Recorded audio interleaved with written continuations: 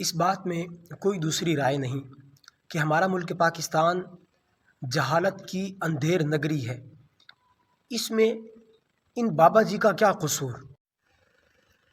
قصور ہمارا ہے کہ ہم ہر کسی کے پیچھے اندھا دھند چل پڑتے ہیں۔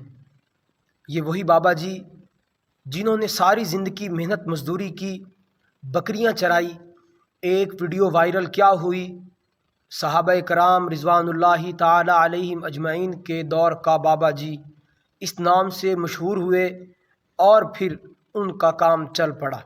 اور آج آپ خود دیکھ لیجئے کہ لوگ ان کے پاس کس نیت سے جا رہے اور کیا کچھ کروا رہے، اور آئندہ کیا کچھ ہونے والا، جو کچھ ہمیشہ ہمارے ملک کے اندر ہوتا رہا۔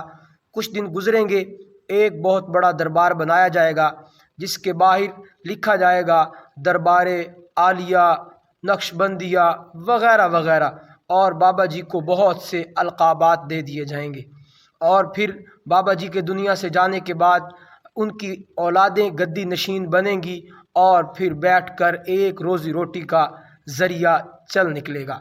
اور اس کا دی اینڈ کیا ہوگا کہ وہ جگہ شرک و بدعات کی عماج گاہ بن جائے گی۔ جس طرح زیادہ تر دربار الا ماشاء اللہ جو اس شرک کی لت میں مبتلا ہیں، تو ہمیں چاہیے کہ ہم قرآن و سنت سے ہر معاملے کے اندر رہنمائی لیں، قرآن و سنت کے ساتھ جڑے رہیں۔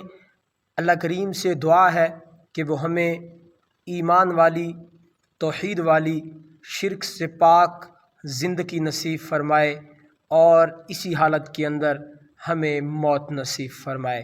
آمین ثم آمین۔